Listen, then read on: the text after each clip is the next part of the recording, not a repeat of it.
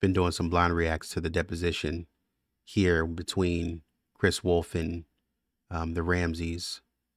And it is my opinion, based off what I'm seeing here, that Mr. Hoffman has John Ramsey on the ropes. He also has Lynn Wood on the ropes in a way that Lynn Wood does not seem to be prepared to give an accurate account or an accurate or proper response to Mr. Hoffman in any of these cases in terms of the ransom note. We have gone off legal framework and structures, and we are now on emotions that are not scientific. Not saying there's anything wrong with emotions. Evidence has shown that you need your emotions to make gut decisions, but. And they've made probably a serious career-limiting decision if that, in fact, is their statement. Because that's something that neither the CBI, the FBI, the Secret Service, nor the top experts in this country have ever said. In fact, quite the contrary. How do you know that, Mr. Ramsey? That they I've heard statements from the police. Oh. I've heard statements from the district attorney. Huh. I've heard the results of what we consider, and most people would consider, the top handwriting experts and linguistic experts in the country, all of which have said highly improbable that Patsy wrote the note. Yet you've never actually seen any of these reports. I have never read any of the reports. They've never physically been given to me. That's all I want to know.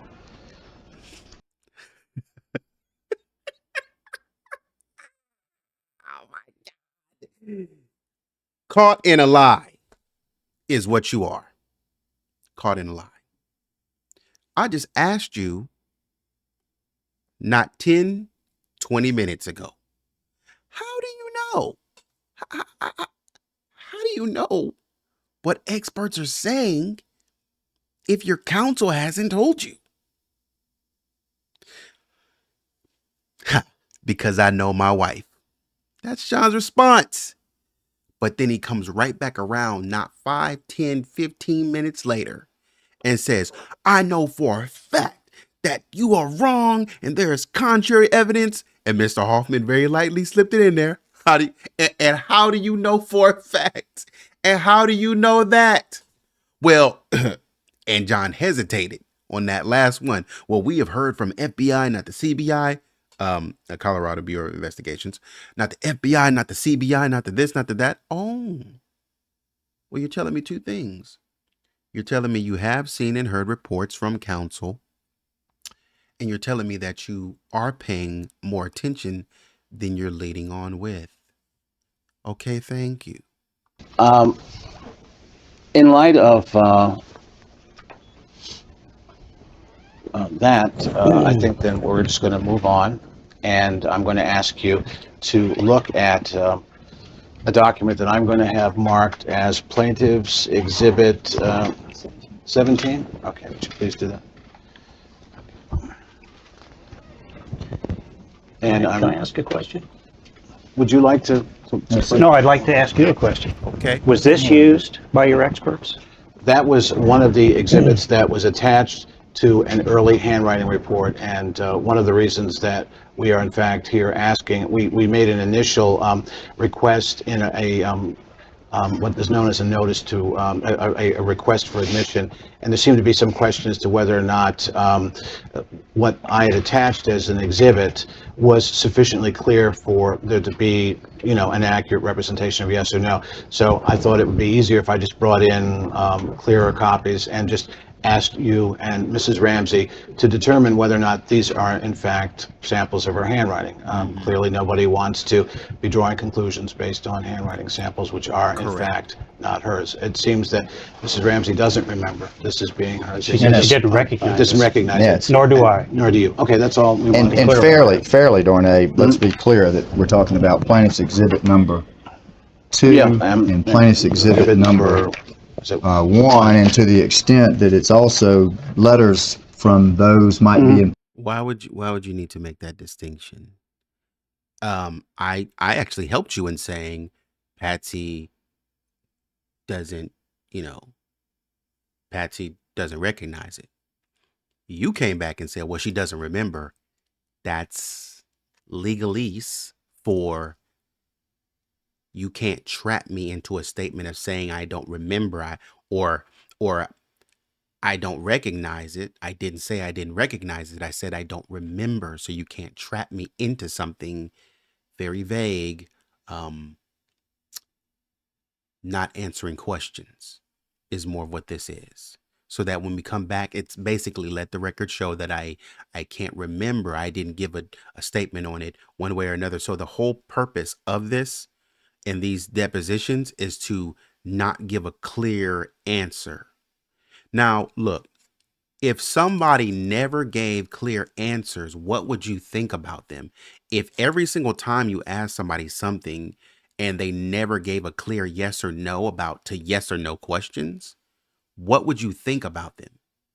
Plaintiff's Exhibits 11 and I think also 10, as well as Plaintiff's Exhibit number 9, the record should accurately reflect that each and every one of your experts, including Epstein and Ziegler, have in fact stated conclusions to some extent, relying in part on each and every one of those exhibits, except for Exhibits 10 and 11, which are Sena Wong, David Liebman's exhibit. So all of your experts have relied on that to form their statements made in their reports to date, including just the recent letters we've received that you sent us a few months ago from Epstein and Ziegler. They did rely on those documents. But what does it matter what they relied on when I brought it here today to ask you if this is you? And you can't formally say no. All you can say is I can't remember. So there's really no basis for you to reject this document. You're talking out of both sides of your mouth. Either this is something that I cannot use because you don't recognize it as your handwriting, or we can go ahead and use it because you just don't remember. It's not to say that you didn't do it, you just don't remember. But they're double talking. They're saying I don't remember doing that, so I can't tell you no, but how dare you use it? Because you didn't say that you didn't. You just said you don't remember. Like, I mean, just because you think or you don't remember whether or not you put the milk back in the fridge doesn't mean that I know I put milk back in the fridge.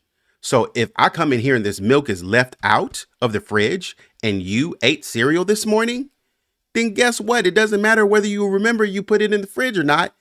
It looks like you left it out. Just make sure you put the milk in the fridge next time. What? So I can go off the conclusion that, okay, so it sounds like you forgot to put the milk back in the fridge. That's still valid.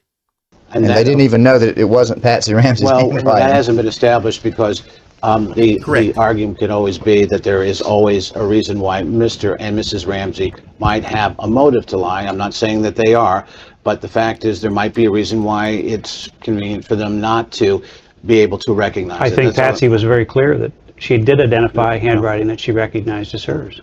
And quite frankly, she may very well have been telling the truth. What might be interesting, frankly, she was telling the truth, Mr. Hoffman. Right. And what might be interesting is to know what efforts.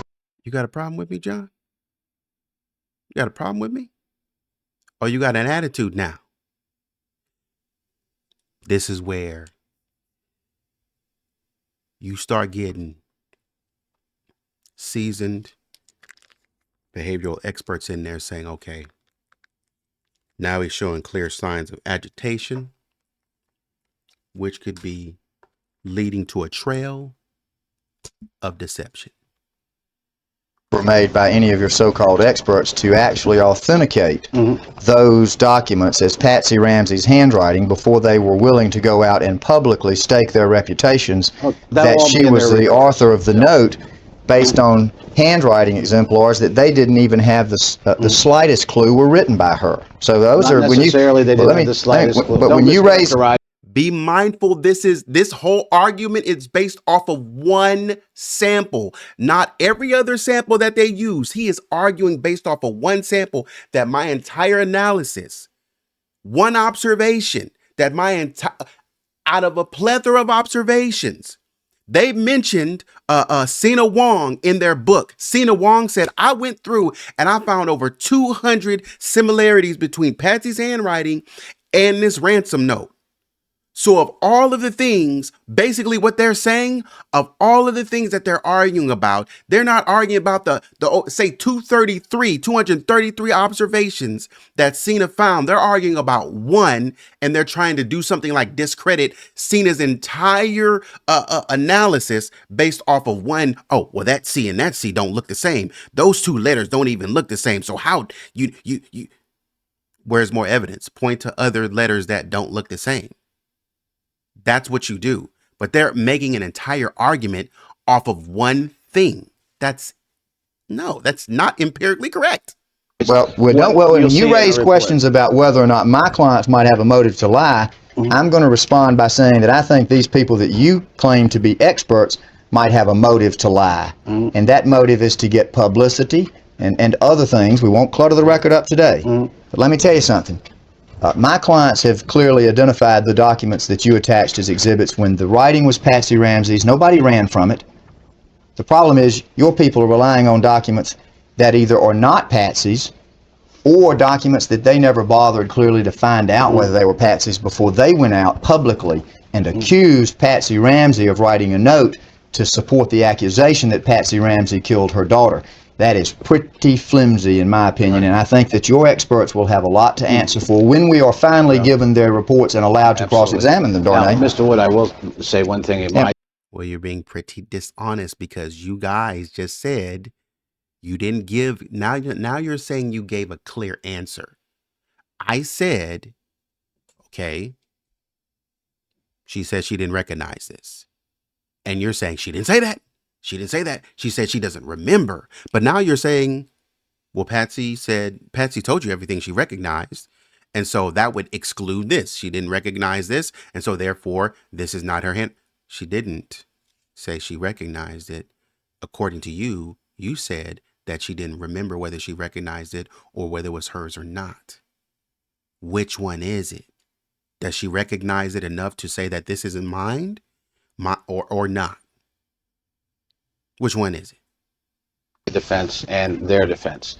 If in fact we were concerned that there was something bogus about their examination, I think the last thing we would want to do is clearly establish at a deposition record by the testimony of both Mr. and Mrs. Ramsey that this is in fact not their handwriting. I think we'd try to let that go with all due respect, by the board. With all due respect, you should have had reasonable notice to be concerned about whether there was something bogus about the alleged reports of Sena Wong and David Liebman and Mr. Lacey, I'm sorry, and I think Tom Miller. When you were informed by Michael Kane of the Boulder District Attorney's Office that those experts were not following recognized handwriting methodology, that they were not even attempting to discuss dissimilarities, but were only hinging their alleged conclusions on a few similarities, which are common to almost all handwritings, and that there were serious questions in the Boulder District Attorney's mind also on their credibility because of their efforts to gain publicity for themselves regarding those reports. That information was provided to you, Mr. Hoffman, in writing from Michael Kane. And I don't think you're going to state that Michael Kane was necessarily trying to do John or Patsy Ramsey any favors in his role as a grand jury specialist for the Boulder DA. But once he told you that and put that in writing, I believe that you should have been on clear notice that there were legitimate and serious concerns about the bogusness of these people's reports and conclusions. And those are the individuals, Mr. Hoffman, not Mr. Epstein and Mr. Ziegler, who are now Johnny-come-latelys to this lawsuit. Those were the individuals who you relied upon when you filed this complaint for Chris Wolf and submitted your mandatory disclosures.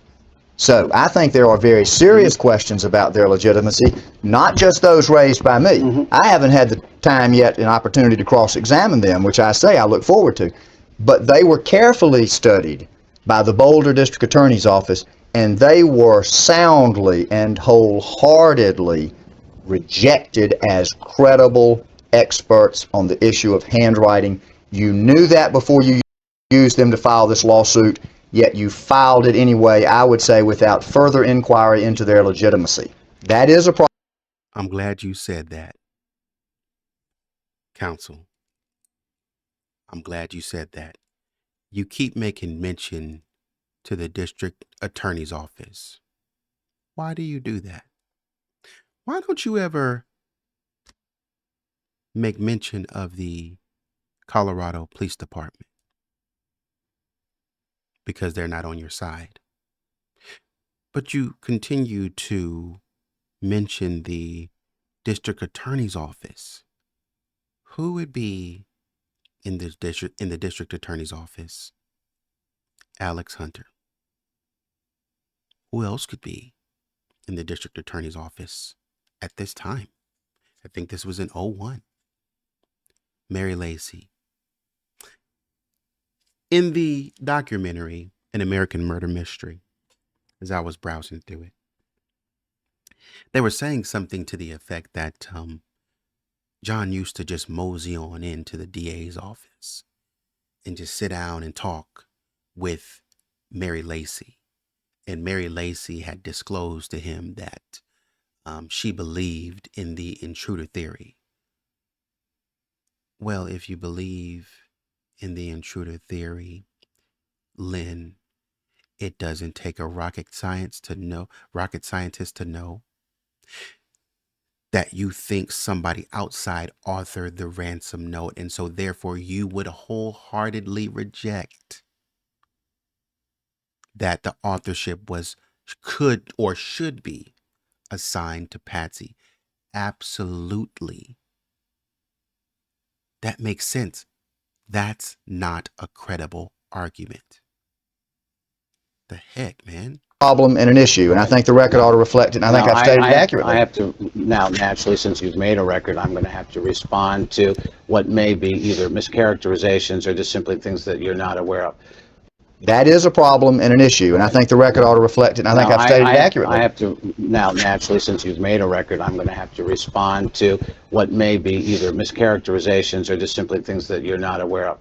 To begin with, the letter by Michael Caine did not indicate what about the methodology, with the exception of dissimilarity, was suspect. I can get the record and we can put it into the record here. Why don't we do that? Let the letter speak for itself. I've got a copy of the letter. Well, if you would like to take a break and do that, we don't have to take a break, but I can have someone find that letter. That letter, fine. We'll put that into the record. That's the first thing from what I remember, since you're speaking from memory also. I'm pretty good memory on that point. Right. Brain cells don't always fail me. Second point is that... Didn't you just say that your memory cells are failing you? All of a sudden, you remember? You remember perfectly.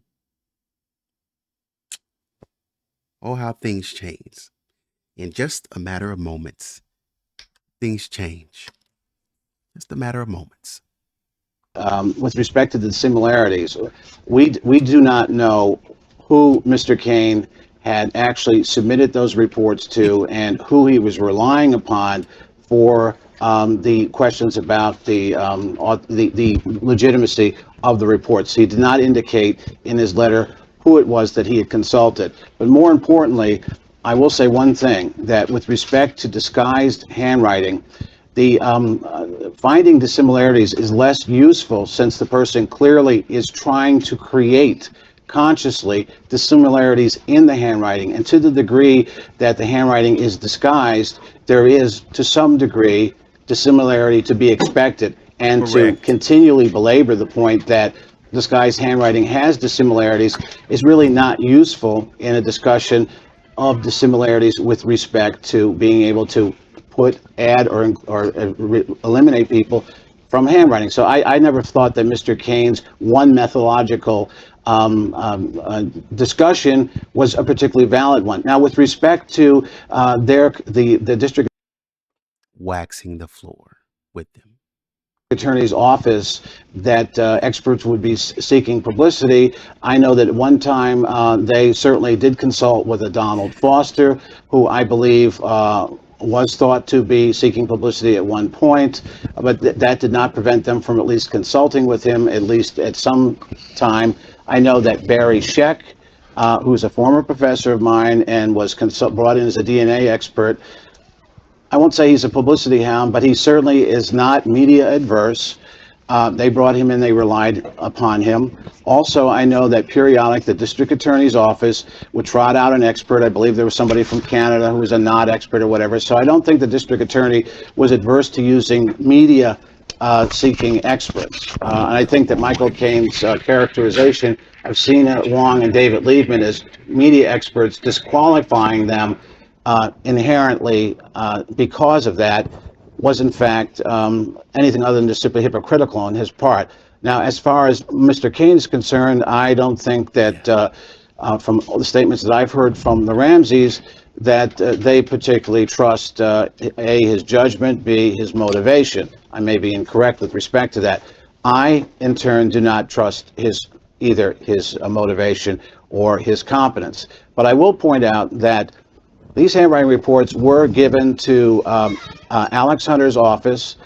In the 4 years that they have had the reports or anything else, they not once made an attempt to contact either myself or any of my experts to talk, even in a collect telephone call. There was never any acknowledgement of receiving it, and that is despite the fact that the district attorney's office and I believe the police department made public appeals to individuals to please come forward, that they will listen to any sort of reasonable clue, if it came over the internet, if it came from telephone calls or whatever. And here were handwriting reports that I had solicited, some of which I had actually had to use my own money to prepare, and they were completely ignored. They weren't even acknowledged by anybody in the district attorney's office, and yet they spent an inordinate amount of money trying to track down something that was known in the press as a Santa bear, for instance.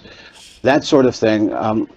Yes, Mr. Ramsey? Well, I've got a band concert to go to tonight. Could I get my questions asked, and then you guys can... Okay, the only reason... Oh, man! It's crazy that you would say that. That is crazy that you would say that. Several things. First of all, starting with, I got a band concert to go to. Right on par.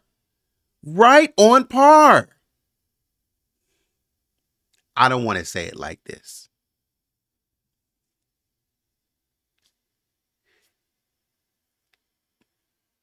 Your daughter was laying under a Christmas tree in rigor mortis, and you were making a call to get to Atlanta instead of working with the police. That's what the reports say. So that's seemingly you are trying to get out of there. And now you're telling me, in the case of your daughter and everything, that you need to go to a band concert. Got it. Secondly, Mr. Hoffman said, well, basically, they were arguing that, oh, you guys are using all these like Sina Wong and stuff like that. Oh, you guys are using all these people who just want media time and want their 15 minutes of fame. And then Mr. Hoffman responded, the DA's office and you guys are also using people who want 15 minutes of fame. So what are you accusing me for? You guys are knowingly doing that. And thirdly, I'm laughing at the fact that this entire time, and just what he said, based off the statement, I started laughing at the statement that the police said, Mr. Hoffman said the police said would look at any credible source, whether it's coming off the internet or what have you. Basically, that's saying, don't give me no bullcrap across my desk. I got too much stuff to do. I may be a small department, but don't put no nonsense on my desk and expect me to, and try to send me on a wild goose chase and expect me to go follow up on it when I know it's foolishness and nonsense. Because when something comes across my desk, I check it against the evidence and what we have, and it's like, oh, that doesn't seem to match the evidence, so on and so forth. So I go on. But what's funny to me is, I think Ron Walker was like, man, you start at the family and you work outside. And essentially what the Ramseys are saying was, stop looking at me. Go find somebody else. We can't. We don't know. And the DA's office is, move on. Go look at somebody else. No, we're not done investigating them yet. Stop looking at me. No, we're not done investigating you yet because you have not given me any definitive reason to stop looking at you. If I'm still looking at you, then that means that you're doing something funny. Stop doing funny things and I'll stop looking at you. And I'm responding, I'm very sorry, is that I have to respond to your counsel's colloquy here, and I have to make a record. I'm very sorry for that. Mr. Wood and I'm sure, will take this into, this is my first hearing that you have a band concert. I'm very sorry.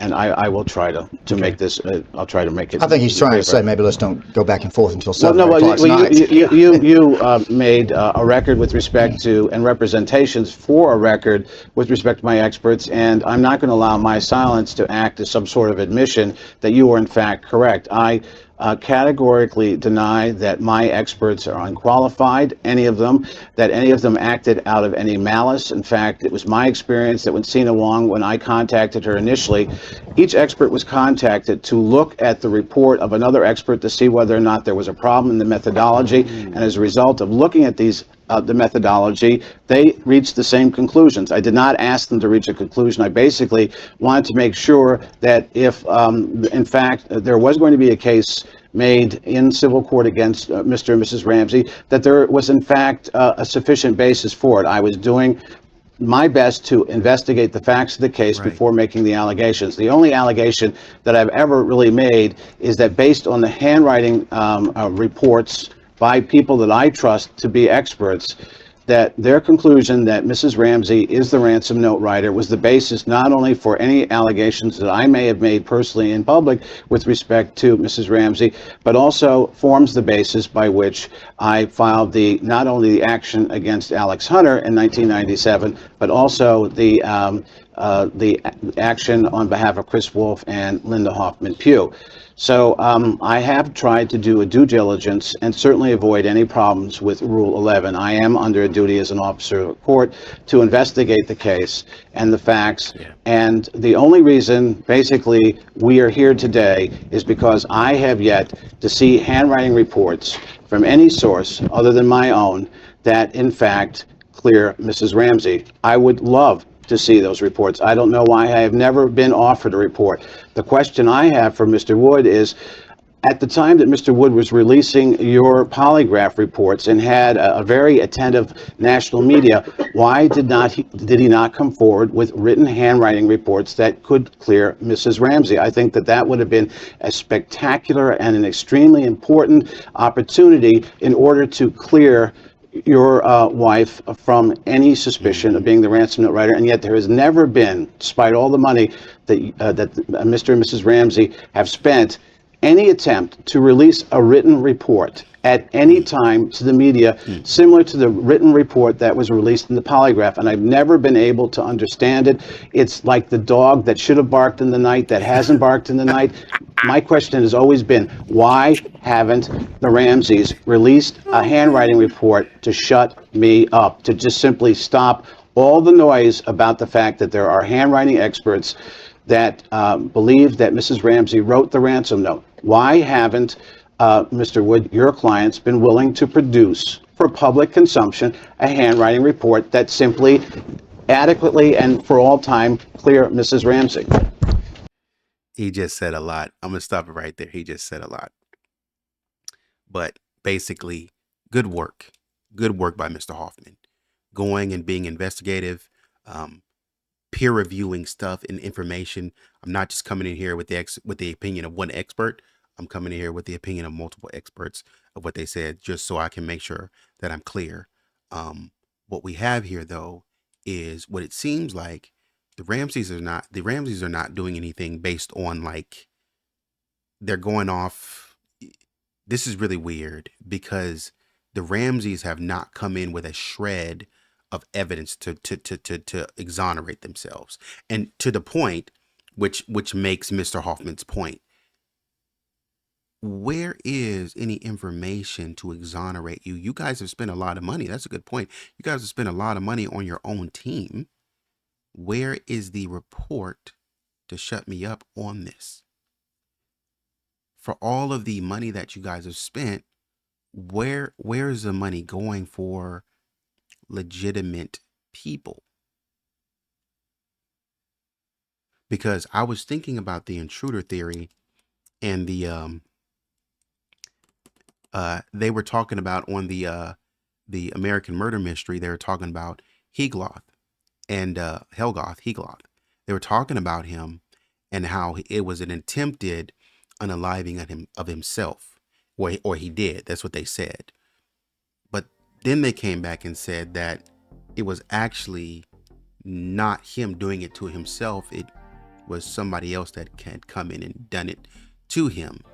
And there was a stun gun found by him, and a note found by him leading to his admission, and this, that, and the third. And it's like, what are we looking at here in terms of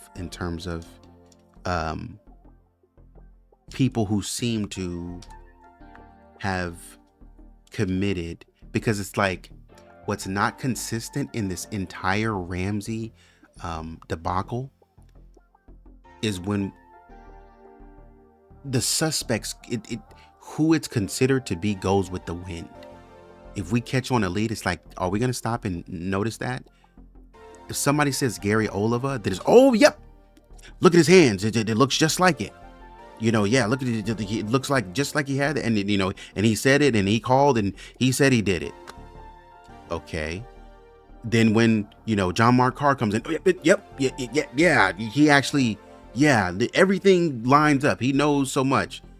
And then when it's Michael Helgoff, yes, look, he has a stun gun, and he wrote a note, and he called this person, and So wait a minute. Which one is it? Who is it? What are the facts of the case so we can know who to pin this on? That's my problem. There's no consistency here. We're just going wherever the wind blows. And nobody thinks that that's a problem here. That's a problem. Because that means that you don't know what you're looking for. It's an issue. Anyways, let me know what you think in the comments.